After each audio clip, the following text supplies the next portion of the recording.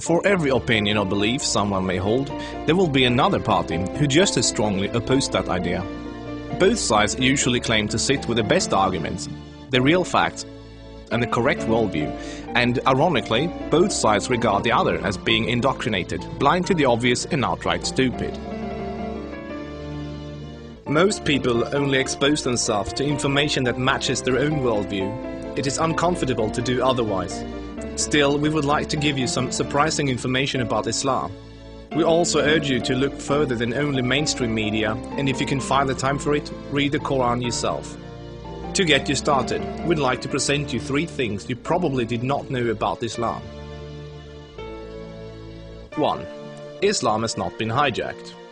That Islam has been hijacked is what non-Muslims naturally assume, because they assume all religions are the same.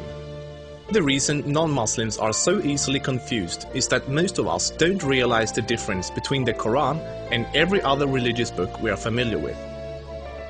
The Christian Bible is a collection of writings from various authors, written sometimes hundreds of years apart, with parables, advice and dreams, all collected together into one book.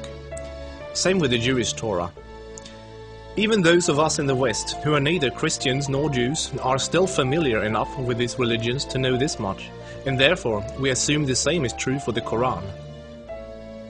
But the Quran is only one book written by one man in his own lifetime. It is meant to be taken literally, and it is not full of symbolism or vague analogies. It is mostly direct commands. Of course, the Quran contains contradictory statements, just like other religious books. But the Quran itself provides the reader with a way to know what to do with the contradictions. It's explained in the Quran that if you have 2 passages that contradict each other, the one written later supersedes the one written earlier. Most Westerners are unaware that the peaceful, tolerant passages were written early in Muhammad's prophetic career. According to the Quran, those passages have been abrogated by later, more violent and less tolerant passages. So, when most Westerners hear jihadists quoting violent passages from the Quran, and then peaceful Muslims quoting peaceful passages, they interpret that the way they would if someone was quoting the Bible or the Torah. They think to themselves, oh, there must be many different and contradictory passages, like there are in other religious books, so Muslims can pick and choose what they like and justify whatever actions they want to take. But the Quran is nothing like that. There is no picking and choosing.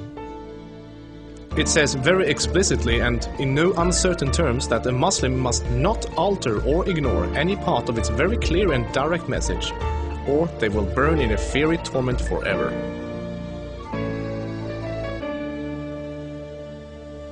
Two. Striving to institute worldwide Sharia law is a religious duty. Many people don't realize how politically oriented Islam is at its core.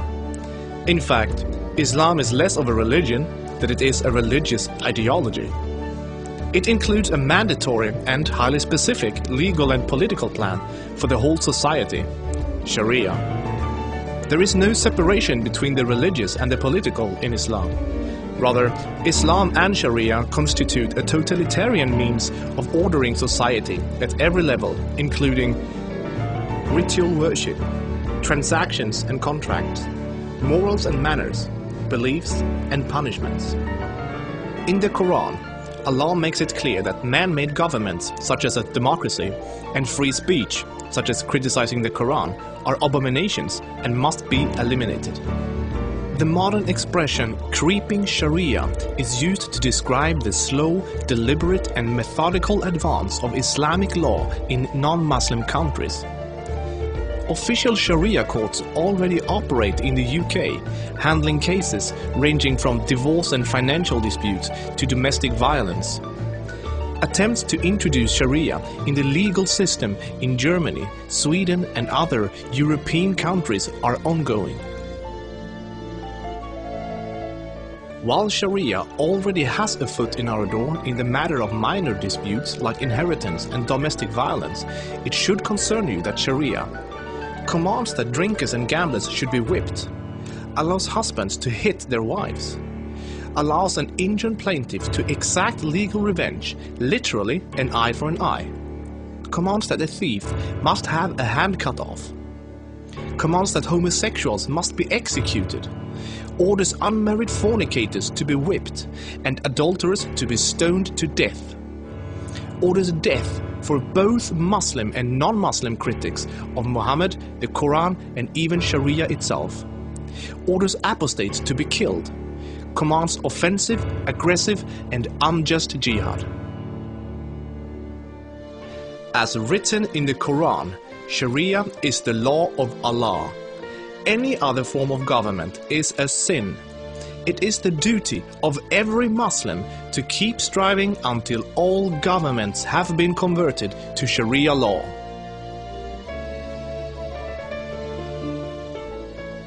Three, Muslims are allowed to deceive non-Muslims if it helps Islam. For non-Muslims, this principle, called taqiyya, is another surprising concept of Islam.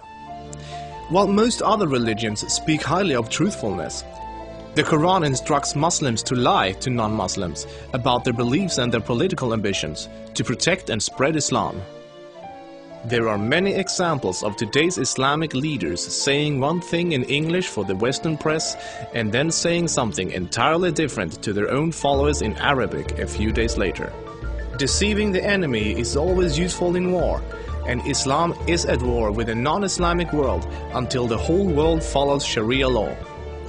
All non-Muslims living in non-Islamic states are therefore enemies. So deceiving Westerners is totally acceptable, even encouraged, if it can forward the goals of the spread of Islam. As a recent example, the Islamic American Relief Agency were seemingly raising money for orphans, but in fact giving the money to terrorists. They deceived good-hearted Western infidels into giving money to organizations that were actively killing Western infidels. Do the research yourself, this is not an isolated case. Islam as a religion of peace. Muslim organizations worldwide often declare that Islam is a religion of peace. But what does that really mean?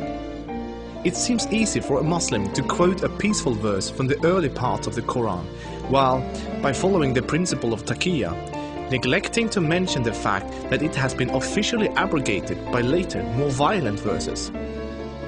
According to the Quran, the world will be at peace only when Islam and Sharia reign in every country, and never until then. This is why every Muslim can truthfully say that Islam is a religion of peace. If any of these points took you by surprise, then there is surely much more you still don't know.